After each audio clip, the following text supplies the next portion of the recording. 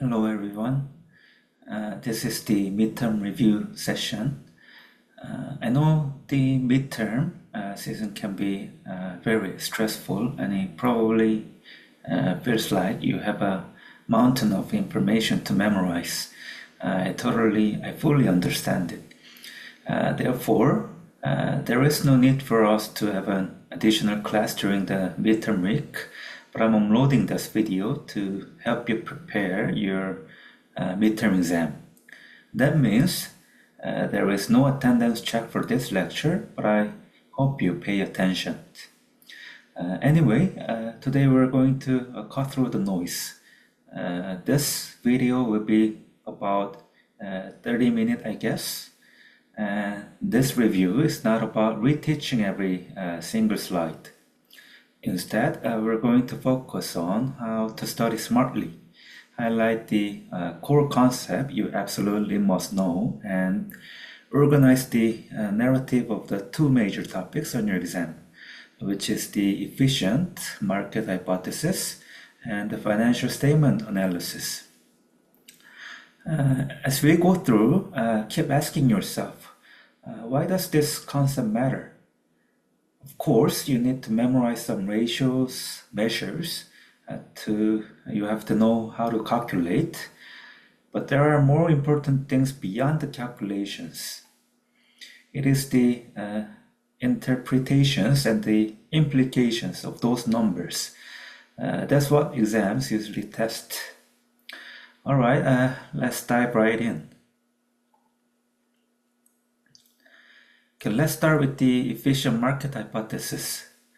The EMH is not just the definition. It's the idea that market prices always reflect true value because investors react instantly to news.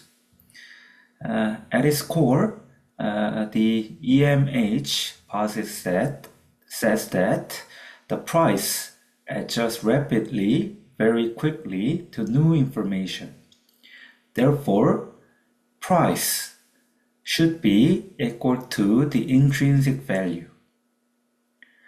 This has a very powerful implication. You cannot consistently beat the market using available information.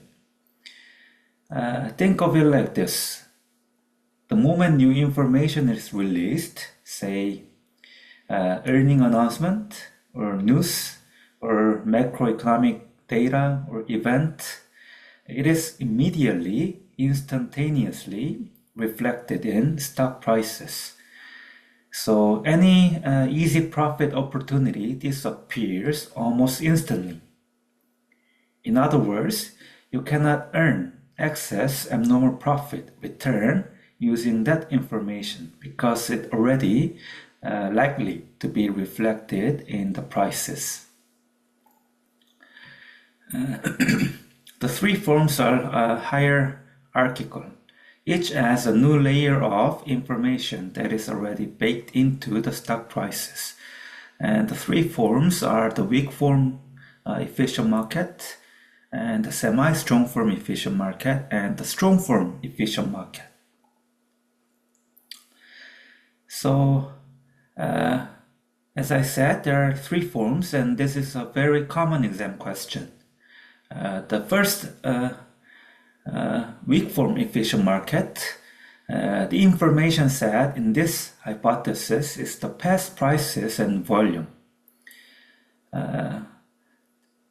According to the weak form efficient market hypothesis, the technical analysis does not work, meaning that you cannot earn excess profit using past prices and volume data. So you cannot get rich looking at the charts. So if everyone sees a pattern, the price adjusts before you can trade on it. This is because the past price patterns or the volume patterns are already reflected in the current prices. And according to the semi-strong form efficient market, it says that reading news or annual reports or the current earning announcements won't give you an edge because the market reacts in seconds. So in semi-strong form efficient market, the information set is the all public information, including a financial statements, news, or earning announcement. So if the market is semi-strong form efficient, those informations, those current information almost instantaneously be reflected in the price, so you cannot earn excess return using that information. And the implication here is that fundamental analysis does not generate abnormal returns. So fundamental analysis refers to analyzing some information. You predict future stock price based on its earning information. For instance, those analyses cannot generate abnormal returns because those current available information is already reflected in the price. So even if you analyze financial statements perfectly, you should not systematically outperform the market. You cannot beat the market. You cannot generate excess or abnormal returns if market is semi-strong form efficient. And in the strong form efficient market, the information set is all information, including past, public, and the private, which is the insider's information. So those public, past, public, and insider's information are already reflected in the stock prices. So implication here is that even insiders cannot earn abnormal returns. This is the most extreme version of the efficient market hypothesis.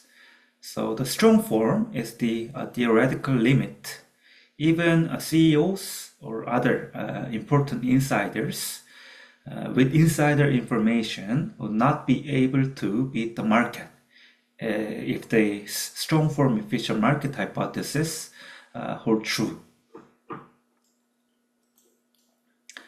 Now think about investment strategies.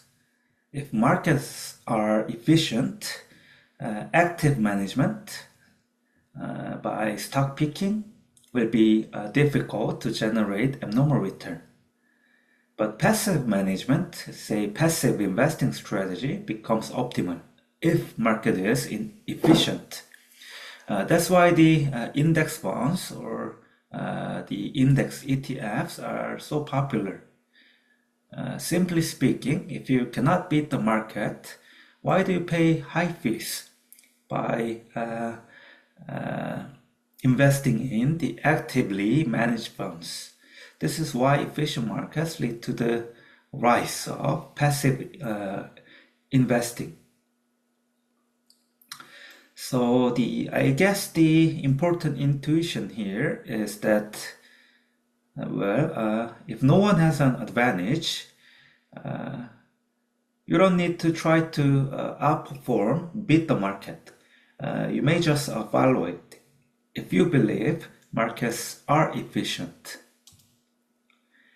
But here's the interesting part. There are market anomalies, which is the pattern that seem to contradict the efficient market hypothesis. So those market anomalies can be used as a counter evidence of the EMH. So those anomalies are the glitches in this efficient market theory. So the typical examples or the anomalies known to contradict the efficient market hypothesis, which indicates that markets are inefficient, not efficient, are the calendar and the cross-sectional effects. So the well-known calendar effect is the January effect. This is a classic example driven by tax loss harvesting in December or the window dressing. And the cross-sectional effect refers to the size or the value effect. The size effect refers to the small firms outperform the large firms, and the value effect is that when the low valuation firms, say the firms with low price to earning ratio, outperform those high valuated firms. And this suggests that markets may not be perfectly efficient. Because those information say, if you know that the small firms likely to outperform the larger firms, you may use that information to generate some abnormal return. And those information can be considered as a past or the currently public available information. Likely to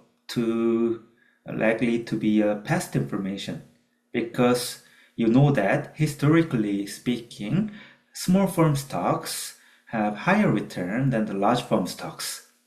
So those kind of information can be considered a past information.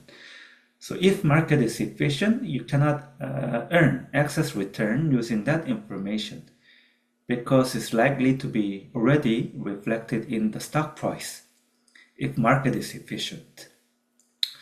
So, but empirically, in reality, there are a consistent size or the value effect. We consistently observe that small firms stocks outperform, or the low price to book ratio firms outperform the counter firms. So this suggests that markets may be not efficient, which is the counter evidence of the market efficient theory. So this is called a market anomaly. To sum up, the cross-sectional anomalies show that small and value stocks historically outperform, which challenges the efficient market hypothesis.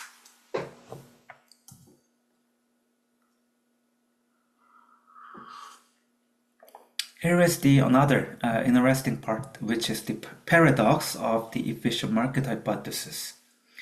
So, simply speaking, if everyone believes markets are efficient, no one's gonna try to gather news or try to analyze stocks.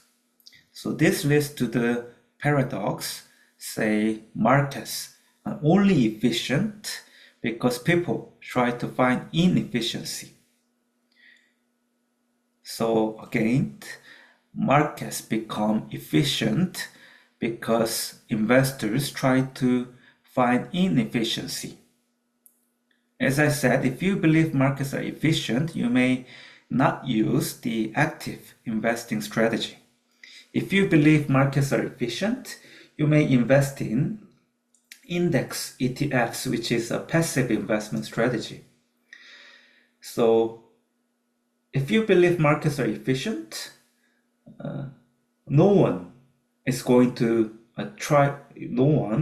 to analyze or value a stock and actively pick the individual stocks. Rather, they will invest in the index funds or index ETFs. So market becomes efficient. Market will not be efficient if no one tries to gather information. If no one's trying to gather information or analyze those information will not be reflected in the price, meaning the market will not become efficient.